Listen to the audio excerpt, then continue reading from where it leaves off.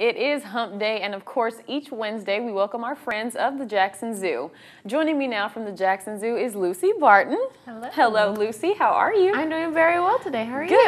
I'm so glad to see you again. Now, who do we have here? I brought Brillo, and Brillo is a ferret from our education department, and he's fantastic. He's very inquisitive and very wiggly, so we'll see if we can get him to stay in one spot for a while. I see. He's climbing everywhere right now. Yeah, these guys are fantastic. They're very inquisitive.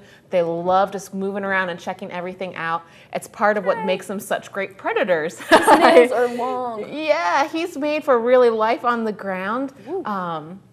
Yeah, my arms are all scratched up from yesterday.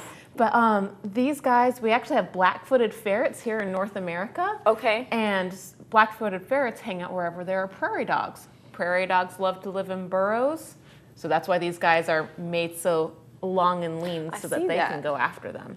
So yeah, they're a pretty amazing animal. Oh, you say go after them. Yeah, these guys are predators. Well, he's got this adorable little face. He is a predator. He's a carnivore, and their main food source out in the wild is prairie dogs. Wow. I had no idea. That is crazy. I would think that they're about the same size, though. They are about the same size as the prairie dog. They're just really good at what they do.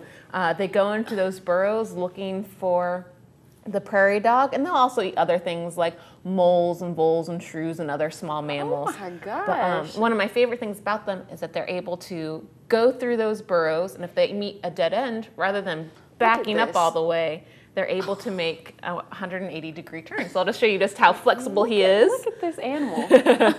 Very flexible. I always tell kids it'd be like if you could, lick your own toes with your legs straight out. That's just how flexible they are. This helps them really get along in those burrows.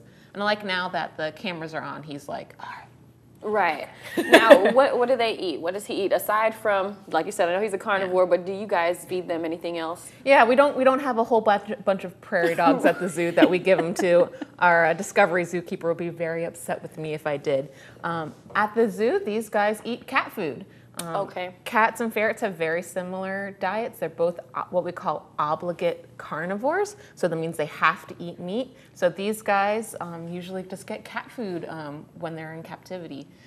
They're one of the most popular pets in the United States as well, after dogs and cats. I know, and that's why I asked you, if they were in the wild too, and you told me about the Blackfoot. You said there was also some in Africa as well. Yeah, so ferrets probably originated originally in Africa, northern Africa, and then they have them in Europe. Domestic ferrets actually come from the European polecat. Polecat, can you see? Right, yeah. So they have the ferret species in Africa and in Europe as well as the very small number of black-footed ferrets that we have here in the United States. Here in the United States, we have them in like Wyoming, Utah, and Colorado. Okay.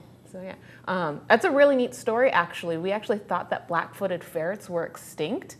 They're actually declared extinct until some rancher's dog brought a ferret in, and after that they were able to collect them in the wild and do some captive breeding. So they went down from about 0 to now we have about 1,000 of them. Oh wow! Which is really exciting. It's kind of like our red wolf story that we have. Now something perked up to his interest. He's going to start crawling around now. I know. That is so cute. Now, does he live with any other ones, or is he by himself? Yeah, he actually lives with his sister, Snickers. Okay. And you can tell the difference between the two. So he's pretty big, but he's also this beautiful white color with a little bit of black flecking in it. Right. But his sister looks more like the black-footed ferret, where she's got kind of a tan body and she's got black mask on her face, kind of like a raccoon. Really? And then she's got the black legs. So he has his sister that he lives with. Okay. And she was very upset that she didn't get to come out today, but she got to go out yesterday to a group of kids. She probably misses him. Yeah, so they're gonna go run around together in a few minutes when I get back, and they play. They love to play. They're very, like I said, inquisitive. He was crawling all over the couch. Now, I wanted to ask you because you said that there are other ones in Africa, and from my understanding, when I've been to the zoo lately, most of the same animals that are in Africa that we have here are either like twice the same size. So I wanted to know if they're about the same size over there or if they get bigger. Yeah, okay. They are about the same size. He's actually a pretty good size. Ferrets can weigh anywhere from 1.5 to 4 pounds. Okay. So he's about halfway there. He's a hefty 2-pound boy. Snickers, she's only about 1.5 pounds. But yeah, they're going to be about this size. And actually in the wild, their tails are a little bit shorter, so lengthwise. Okay. What is the lifespan? So these guys will live about 7 to 10 years, and Brillo here is about 2 years old. Okay. Are you getting chilly? He's getting a little chilly. It's cold in here. But wow, that's amazing. Yeah. And these are just great animals. You know, as I said, they're a really great story about how, you know, different groups can get together and help conserve a species. As I said, you know, we went from, you know, extinct in the wild to now we have about 1,000 out in the wild, as well as the ones in captivity. And there's other great stories just like that we have even here in Mississippi. Right. So, yeah. Well, there's a lot of shedding. They get winter coats too, as well, huh? Yeah, so he's getting a little fluffy here. I've never seen him shed so much before in my life. Oh my gosh.